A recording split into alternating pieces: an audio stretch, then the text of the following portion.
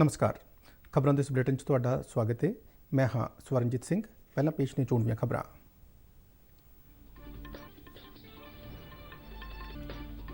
GST council की 43वीं meeting दौरान black fungus के टीके उपर दरामद ड्यूटी तो छूट सने कई अहम फैसले लिए गए।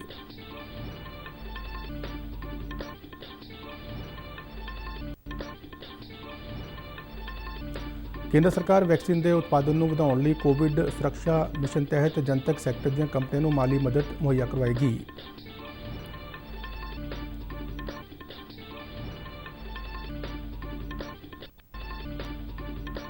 कोविड-19 टीकाकरण मुहिम तहत देश भर में ਹੁਣ तक 20 करोड़ 57 ਲੱਖ ਤੋਂ ਵੱਧ टीके लगाए गए।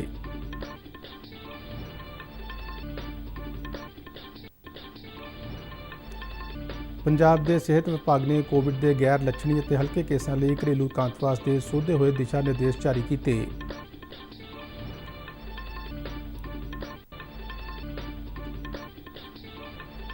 प्रधानमंत्री नरेंद्र मोदी भलके मन की बात प्रोग्राम राही देशवासियों नाल विचार साझे करनगे। ते हुण खबरां विस्तार नाल। केंद्रीय खजाना मंत्री निर्मला सीतारमन की प्रधानगी हेठ GST कौंसल की मीटिंग दौरान ब्लैक फंगस के टीके ते दरामद ड्यूटी तो छूट सने कई अहम फैसले किए गए। मीटिंग मगरों पत्रकारों नाल गलबात करदਿਆਂ निर्मला सीतारमन ने कहा कि मैडिकल वस्तां ते टीकियां ते टैक्स ढांचे बारे मंत्रियों का समूह विचार वटांदरा करेगा। उन्होंने कहा कि कौंसल ने ब्लैक फंगस के इलाज लिए वरती जाने वाली दवाई एम्फोटेरिसिन B की दरामद ड्यूटी ते GST तो 31 अगस्त 2021 तक छूट देने का फैसला लिया है।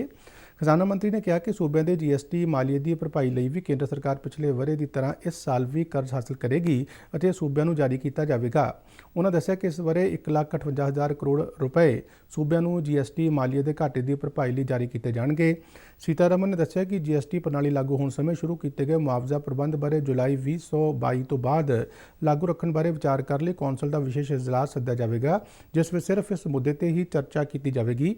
कौंसल की इस मीटिंग दौरान छोटे करदातावां नूं माफ़ी योजना तहत देरी नाल रिटर्न भरन ते राहत देने का भी ऐलान किया गया। GST कौंसल की वीडियो कॉन्फ्रेंस राही हुई 43वीं मीटिंग में देश के सारे सूबों और केंद्र शासित प्रदेशों के खजाना मंत्रियों ते नुमाइंदियों वालों भाग लिया गया।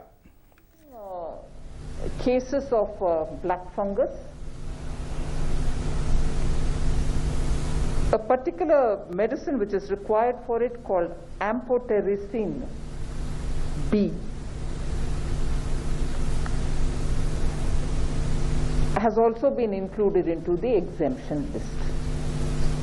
The council has decided to exempt the import of relief items even if they are purchased, if these are meant for donating to the government or on recommendation of the state authority.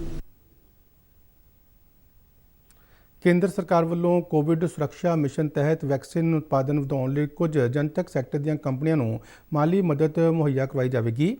विज्ञान और technology मंत्रालय वालों जारी बयान मुताबक कौमी dairy विकास board अधीन हैदराबाद विचली कंपनी इंडियन इम्यूनोलॉजिकल लिमिटेड और भारत बायोटेक विचाले तकनीकी भाईवाली लिए एक समझौता किया गया है। इस समझौते तहत भारत बायोटेक को कोवैक्सीन टीके के निर्माण लिए लोड़ींदी रसायन समग्री उपलब्ध करवाई जाएगी। कंपनी के प्रबंधकी डायरैक्टर जनरल के आनंद कुमार ने कहा कि IIL वालों अगले महीने तो कोवैक्सीन बनाने लिए वरती जाने वाली समग्री का उत्पादन करने की योजना बनाई जा रही है। उन्होंने दस्सिया कि एक महीने दौरान 10 तो 15 मिलियन खुराकों का उत्पादन होने की उम्मीद है। डॉक्टर कुमार ने कहा कि शुरुआती तौर पर 2 तो 3 मिलियन खुराकां तैयार की जाएगियां, जिन्होंने साल के अंतले महीनों दौरान 6 तो 7 मिलियन प्रति महीना किया जाएगा। केंद्र सरकार वालों आत्मनिर्भर भारत तहत कोविड वैक्सीनां के स्वदेशी विकास और उत्पादन लिए मिशन कोविड सुरक्षा ऐलानिया गया है। कोविड-19 टीकाकरण मुहिम तहत देश भर में ਹੁਣ तक 20 करोड़ 57 ਲੱਖ टीके लगाए जा चुके हैं। सेहत मंत्रालय वालों दी गई जानकारी मुताबक टीकाकरण मुहिम के कल 132वें दिन शाम 7 बजे तक 26,58,000 तो वध वैक्सीन दी खुराकां दित्तियां गईयां। तीजे गेड़ तहत 18 तो 44 साल उम्र वर्ग के 1.5 करोड़ तो वध लाभपात्री वैक्सीन की पहली खुराक हासिल कर चुके हैं। बीते दिन इस उम्र वर्ग के 11,76,000 लाभपात्रियों ने वैक्सीन का पहला टीका लगवाया। ਹੁਣ तक 16 करोड़ 18 ਲੱਖ तो वध लोगों को वैक्सीन की पहली खुराक दी जा चुकी है, जबकि 4 करोड़ 38 ਲੱਖ तो वध लाभपात्री वैक्सीन की दूजी खुराक हासिल कर चुके हैं। पंजाब में ਹੁਣ तक 49,18,000 टीके लगाए जा चुके हैं, जिस विचों 41,65,000 लाभपात्रियों ने वैक्सीन की पहली खुराक हासिल की है, जबकि 7.5 ਲੱਖ तो वध लाभपात्री वैक्सीन का दूजा टीका लगवा चुके हैं। ਪੰਜਾਬ ਸਰਕਾਰ ਨੇ ਕੋਵਿਡ-19 ਦੇ ਗੈਰ ਲੱਛਣੀ ਅਤੇ ਹਲਕੇ ਕੇਸਾਂ ਲਈ ਘਰੇਲੂ ਇਕਾਂਤ ਵਾਸਤੇ ਸੋਧੇ ਹੋਏ ਦਿਸ਼ਾ ਨਿਰਦੇਸ਼ ਜਾਰੀ ਕੀਤੇ ਨੇ। ਸਰਕਾਰ ਵੱਲੋਂ ਜਾਰੀ ਨਿਰਦੇਸ਼ਾਂ ਬਾਰੇ ਜਾਣਕਾਰੀ ਦਿੰਦਿਆਂ ਸਿਹਤ ਮੰਤਰੀ ਬਲਬੀਰ ਸਿੰਘ ਸਿੱਧੂ ਨੇ ਕਿਹਾ ਕਿ ਕੇਂਦਰੀ ਸਿਹਤ ਮੰਤਰਾਲੇ ਦੀਆਂ ਹਦਾਇਤਾਂ ਮੁਤਾਬਕ ਘਰੇਲੂ ਇਕਾਂਤਵਾਸ ਵਿੱਚ ਰੱਖੇ ਗਏ ਮਰੀਜ਼ 10 ਦਿਨ ਬਾਅਦ ਅਗਲੇ 3 ਦਿਨਾਂ ਤੱਕ ਬੁਖਾਰ ਅਤੇ ਹੋਰ ਲੱਛਣ ਨਾ ਦਿਖਾਈ ਦੇਣ ਦੀ ਸੂਰਤ ਵਿੱਚ ਡਿਸਚਾਰਜ ਕੀਤੇ ਜਾਣਗੇ। ਗੈਰ ਲੱਛਣੀ ਕੇਸਾਂ ਵਿੱਚ 10 ਦਿਨ ਦੀ ਮਿਆਦ ਜਾਂਚ ਲਈ ਸੈਂਪਲ ਲੈ ਜਾਣ ਵਾਲੇ ਦਿਨ ਤੋਂ ਮੰਨੀ ਜਾਵੇਗੀ। ਸਿੱਧੂ ਨੇ ਦੱਸਿਆ ਕਿ ਘਰੇਲੂ ਇਕਾਂਤਵਾਸ ਦੀ ਮਿਆਦ ਪੂਰੀ ਹੋਣ ਤੋਂ ਬਾਅਦ ਕੋਵਿਡ-19 ਲਈ ਜਾਂਚ ਦੀ ਲੋੜ ਨਹੀਂ ਹੋਵੇਗੀ। ਉਨ੍ਹਾਂ ਕਿਹਾ ਕਿ 60 ਸਾਲ ਦੀ ਉਮਰ ਤੋਂ ਵੱਧ ਹੋਰਨਾਂ ਸਹਿ ਰੋਗਾਂ ਤੋਂ ਪੀੜਤ ਲੋਕਾਂ ਨੂੰ ਮੈਡੀਕਲ ਅਫਸਰ ਦੀ ਜਾਂਚ ਤੋਂ ਬਾਅਦ ਹੀ ਘਰੇਲੂ ਇਕਾਂਤਵਾਸ ਵਿੱਚ ਰੱਖਣ ਦੀ ਆਗਿਆ ਦਿੱਤੀ ਜਾਵੇਗੀ। ਸੂਬੇ ਦੇ ਸਿਹਤ ਮੰਤਰੀ ਨੇ ਕਿਹਾ ਕਿ ਲੋੜਵੰਦ ਮਰੀਜ਼ਾਂ ਨੂੰ ਰੈਮਡੈਸਿਵਿਰ ਅਤੇ ਹੋਰ ਜ਼ਰੂਰੀ ਦਵਾਈਆਂ ਦੇਣ ਦਾ ਫੈਸਲਾ ਡਾਕਟਰਾਂ ਵੱਲੋਂ ਹੀ ਕੀਤਾ ਜਾਵੇਗਾ ਤੇ ਅਜਿਹੇ ਟੀਕੇ ਜਾਂ ਦਵਾਈਆਂ ਹਸਪਤਾਲ ਵਿੱਚ ਹੀ ਦਿੱਤੇ ਜਾਣਗੇ। ਸਿੱਧੂ ਨੇ ਲੋਕਾਂ ਨੂੰ ਘਰ ਵਿੱਚ ਰੈਮਡੈਸਿਵਿਰ ਟੀਕਾ ਨਾ ਲਗਾਉਣ ਦੀ ਅਪੀਲ ਕੀਤੀ। ਸ਼ਹਿਰੀ ਹਵਾਬਾਜ਼ੀ ਬਾਰੇ ਡਾਇਰੈਕਟੋਰੇਟ ਜਨਰਲ ਵੱਲੋਂ ਕੌਮਾਂਤਰੀ ਯਾਤਰੂ ਉਡਾਣਾਂ ਤੇ ਪਾਬੰਦੀ 30 ਜੂਨ ਤੱਕ ਵਧਾ ਦਿੱਤੀ ਹੈ। DGCA ਵੱਲੋਂ ਜਾਰੀ ਨੋਟੀਫਿਕੇਸ਼ਨ ਮੁਤਾਬਕ ਕੋਵਿਡ-19 ਮਹਾਮਾਰੀ ਨੂੰ ਧਿਆਨ ਵਿੱਚ ਰੱਖਦਿਆਂ ਪਾਬੰਦੀਆਂ ਨੂੰ ਵਧਾਉਣ ਦਾ ਫੈਸਲਾ ਕੀਤਾ ਹੈ। ਡਾਇਰੈਕਟੋਰੇਟ ਜਨਰਲ ਵੱਲੋਂ ਜਾਰੀ ਸਰਕੂਲਰ ਵਿੱਚ ਕਿਹਾ ਗਿਆ ਹੈ ਕਿ ਸਮਰੱਥ ਅਧਿਕਾਰੀ ਵੱਖ-ਵੱਖ ਮਾਮਲਿਆਂ ਦੇ ਆਧਾਰ ਤੇ ਕੁਝ ਚੋਣਵੇਂ ਰੂਟਾਂ ਲਈ ਅਨੁਸੂਚਿਤ ਕੌਮਾਂਤਰੀ ਉਡਾਣਾਂ ਦੀ ਮਨਜ਼ੂਰੀ ਦੇ ਸਕਦਾ ਹੈ। ਇਸ ਪਾਬੰਦੀ ਨਾਲ ਸਾਰੀਆਂ ਕੌਮਾਂਤਰੀ ਕਾਰਗੋ ਉਡਾਣਾਂ ਤੇ ਵਿਸ਼ੇਸ਼ ਰੂਪ ਤੋਂ ਮਨਜ਼ੂਰੀਸ਼ੁਦਾ ਉਡਾਣਾਂ ਉੱਪਰ ਕੋਈ ਪ੍ਰਭਾਵ ਨਹੀਂ ਪਵੇਗਾ। ਦੇਸ਼ ਵਿੱਚ ਕੌਮਾਂਤਰੀ ਹਵਾਈ ਉਡਾਣਾਂ ਪਿਛਲੇ ਵਰ੍ਹੇ 23 ਮਾਰਚ ਤੋਂ ਰੱਦ ਕੀਤੀਆਂ ਗਈਆਂ ਸਨ, ਜਦਕਿ ਬੀਤੇ ਵਰ੍ਹੇ ਮਈ ਮਹੀਨੇ ਤੋਂ ਵੰਦੇ ਭਾਰਤ ਮਿਸ਼ਨ ਤਹਿਤ ਵਿਸ਼ੇਸ਼ ਕੌਮਾਂਤਰੀ ਉਡਾਣਾਂ ਚਲਾਈਆਂ ਜਾ ਰਹੀਆਂ ਨੇ। ਕੁਝ ਚੋਣਵੇਂ ਮੁਲਕਾਂ ਨਾਲ ਦੁਬੱਲੇ 에ਅਰ ਬਬਲ ਸਮਝੌਤਿਆਂ ਤਹਿਤ ਵੀ ਕੌਮਾਂਤਰੀ ਉਡਾਣਾਂ ਸੰਚਾਲਿਤ ਕੀਤੀਆਂ ਜਾ ਰਹੀਆਂ ਨੇ। ਭਾਰਤ ਨੇ ਤਕਰੀਬਨ 27 ਮੁਲਕਾਂ ਨਾਲ 에ਅਰ ਬਬਲ ਸਮਝੌਤੇ ਕੀਤੇ ਨੇ। ਦੇਸ਼ ਵਿੱਚ ਕੋਵਿਡ-19 ਮਹਾਮਾਰੀ ਦੀ ਰੋਕਥਾਮ ਲਈ ਭਾਰਤੀ ਰੇਲਵੇ ਵੱਲੋਂ ਵੀ ਨਿਰੰਤਰ ਯੋਗਦਾਨ ਪਾਇਆ ਜਾ ਰਿਹਾ ਹੈ। ਰੇਲ ਮੰਤਰਾਲੇ ਵੱਲੋਂ ਜਾਰੀ ਬਿਆਨ ਮੁਤਾਬਕ ਦੇਸ਼ ਦੇ ਵੱਖ-ਵੱਖ ਸੂਬਿਆਂ ਵਿੱਚ ਰੇਲਵੇ ਨੇ 19,400 ਮੀਟ੍ਰਿਕ ਟਨ ਤੋਂ ਵੱਧ ਤਰਲ ਮੈਡੀਕਲ ਆਕਸੀਜਨ ਦੀ ਪਹੁੰਚ ਨੂੰ ਯਕੀਨੀ ਬਣਾਇਆ ਹੈ। ਮੰਤਰਾਲੇ ਮੁਤਾਬਕ ਆਕਸੀਜਨ ਐਕਸਪ੍ਰੈਸ ਰੇਲ ਗੱਡੀਆਂ ਵੱਲੋਂ ਵੱਖ-ਵੱਖ ਸੂਬਿਆਂ ਦੇ 39 ਸ਼ਹਿਰਾਂ ਅਤੇ ਕਸਬਿਆਂ ਦੇ 41 ਰੇਲਵੇ ਸਟੇਸ਼ਨਾਂ ਤੇ ਮੈਡੀਕਲ ਆਕਸੀਜਨ ਦੀ ਡਿਲੀਵਰੀ ਕੀਤੀ ਗਈ ਹੈ। ਇਨ੍ਹਾਂ 299 ਆਕਸੀਜਨ ਐਕਸਪ੍ਰੈਸ ਰੇਲਾਂ ਵੱਲੋਂ 1150 ਤੋਂ ਵੱਧ ਟੈਂਕਰਾਂ ਸਣੇ ਹਜ਼ਾਰਾਂ ਕਿਲੋਮੀਟਰ ਦੀ ਦੂਰੀ ਤੈਅ ਕੀਤੀ ਗਈ ਹੈ। ਮੰਤਰਾਲੇ ਮੁਤਾਬਕ ਲੋੜਵੰਦ ਸੂਬਿਆਂ ਨੂੰ ਘੱਟੋ-ਘੱਟ ਸਮੇਂ ਵਿੱਚ ਮੈਡੀਕਲ ਆਕਸੀਜਨ ਦੀ ਉਪਲਬਧਤਾ ਯਕੀਨੀ ਬਣਾਉਣ ਲਈ ਭਾਰਤੀ ਰੇਲਵੇ ਲਗਾਤਾਰ ਯਤਨਸ਼ੀਲ ਹੈ।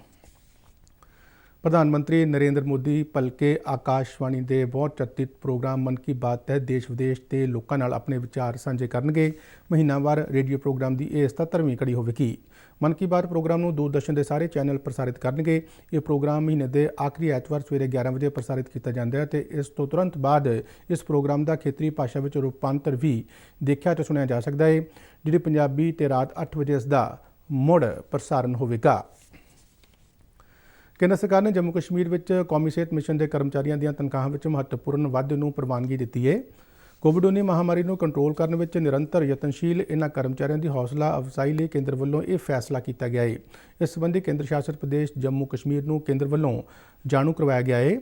ਕੇਂਦਰੀ ਸਿਹਤ ਅਤੇ ਪਰਿਵਾਰ ਭਲਾਈ ਮੰਤਰਾਲੇ ਵੱਲੋਂ ਜਾਰੀ ਨੋਟੀਫਿਕੇਸ਼ਨ ਮੁਤਾਬਕ ਪਹਿਲੀ ਵਾਰ ਕੌਮੀ ਸਿਹਤ ਮਿਸ਼ਨ ਦੇ ਕਰਮਚਾਰੀਆਂ ਦੀਆਂ ਤਨਖਾਹਾਂ ਵਿੱਚ ਤਕਰੀਬਨ 12% ਦਾ ਇਜ਼ਾਫਾ ਕੀਤਾ ਗਿਆ ਹੈ। ਕੇਂਦਰ ਸਰਕਾਰ ਦੇ IT ਨਿਯਮਾਂ ਮੁਤਾਬਕ ਟਵਿੱਟਰ ਵੱਲੋਂ ਸ਼ਿਕਾਇਤ ਨਿਵਾਰਨ ਲਈ ਸਥਾਨਕ ਅਧਿਕਾਰੀ ਦੀ ਨਿਯੁਕਤੀ ਨਾ ਕਰਨ ਸੰਬੰਧੀ ਦਿੱਲੀ ਹਾਈ ਕੋਰਟ ਵਿੱਚ ਇੱਕ ਜਨਹਿਤ ਪਟੀਸ਼ਨ ਦਾਇਰ ਕੀਤੀ ਗਈ ਹੈ। ਪਟੀਸ਼ਨ ਵਿੱਚ ਅਪੀਲ ਕੀਤੀ ਗਈ ਹੈ ਕਿ ਸੋਸ਼ਲ ਮੀਡੀਆ ਪਲੇਟਫਾਰਮ ਟਵਿੱਟਰ ਨੂੰ IT ਨਿਯਮਾਂ ਮੁਤਾਬਕ ਤੁਰੰਤ ਸ਼ਿਕਾਇਤ ਨਿਵਾਰਨ ਅਧਿਕਾਰੀ ਦੀ ਨਿਯੁਕਤੀ ਦੀ ਹਦਾਇਤ ਕੀਤੀ ਜਾਵੇ। ਐਡਵੋਕੇਟ ਅਮਿਤ ਆਚਾਰੀਆ ਵੱਲੋਂ ਦਾਇਰ ਪਟੀਸ਼ਨ ਵਿੱਚ ਕਿਹਾ ਗਿਆ ਕਿ ਸੂਚਨਾ ਤਕਨੀਕ ਕਾਨੂੰਨ 25 ਫਰਵਰੀ ਨੂੰ ਅਮਲ ਵਿੱਚ ਆਇਆ ਤੇ ਕੇਂਦਰ ਵੱਲੋਂ ਟਵਿੱਟਰ ਸਮੇਤ ਸਾਰੇ ਸੋਸ਼ਲ ਮੀਡੀਆ ਪਲੇਟਫਾਰਮਾਂ ਨੂੰ ਇਹਨਾਂ ਨਿਯਮਾਂ ਦਾ ਪਾਲਣ ਕਰਨ ਲਈ 3 ਮਹੀਨੇ ਦਾ ਸਮਾਂ ਦਿੱਤਾ ਗਿਆ ਸੀ। ਪਟੀਸ਼ਨਕਰਤਾ ਨੇ ਕਿਹਾ ਕਿ ਇਹ ਮਿਆਦ 25 ਮਈ ਨੂੰ ਸਮਾਪਤ ਹੋ ਗਈ ਹੈ, ਪਰ ਟਵਿੱਟਰ ਵੱਲੋਂ ਹਾਲੇ ਤੱਕ ਸਥਾਨਕ ਸ਼ਿਕਾਇਤ ਨਿਵਾਰਨ ਅਧਿਕਾਰੀ ਦੀ ਨਿਯੁਕਤੀ ਨਹੀਂ ਕੀਤੀ ਗਈ।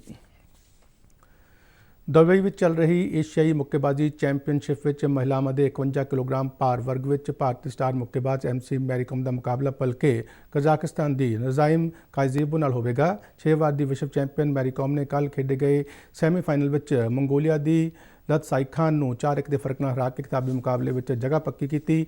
2 ਵਾਰ ਦੀ ਵਿਸ਼ਵ ਯੂਥ ਚੈਂਪੀਅਨ ਸਾਕਸ਼ੀ ਸੈਮੀਫਾਈਨਲ ਵਿੱਚ ਕਜ਼ਾਕਿਸਤਾਨ ਦੀ ਦੀਨਾ ਜ਼ੋਲਾਮਾਨ ਨੂੰ ਹਰਾ ਕੇ ਫਾਈਨਲ ਵਿੱਚ ਦਾਖਲ ਹੋਈ। ਫਾਈਨਲ ਵਿੱਚ ਸਾਕਸ਼ੀ ਦਾ ਮੁਕਾਬਲਾ ਉਜ਼ਬੇਕਿਸਤਾਨ ਦੀ ਸਿਤੋਰਾ ਸ਼ੋਗਦਾਰੋਵਾ ਨਾਲ ਹੋਵੇਗਾ। DD ਪੰਜਾਬੀ ਦੇ ਖਬਰਾਂ ਦੇ ਬੁਲੇਟਿਨ ਸਾਡੇ ਦਰਸ਼ਕ YouTube channel RNU DDK Jalandhar ਤੇ ਵੀ ਦੇਖ ਸਕਦੇ ਨੇ ਅਤੇ ਬੁਲੇਟਿਨ RNU ਜਲੰਧਰ ਦੇ ਟਵਿੱਟਰ ਹੈਂਡਲ ਅਤੇ ਫੇਸਬੁੱਕ ਪੇਜ ਤੇ ਉਪਲਬਧ ਨੇ। ਇਸ ਦੇ ਨਾਲ ਹੀ ਖਬਰਾਂ ਦਾ ਇਹ ਬੁਲੇਟਿਨ ਖਤਮ ਹੁੰਦਾ ਹੈ। ਆਗਿਆ ਦਿਓ। ਧੰਨਵਾਦ।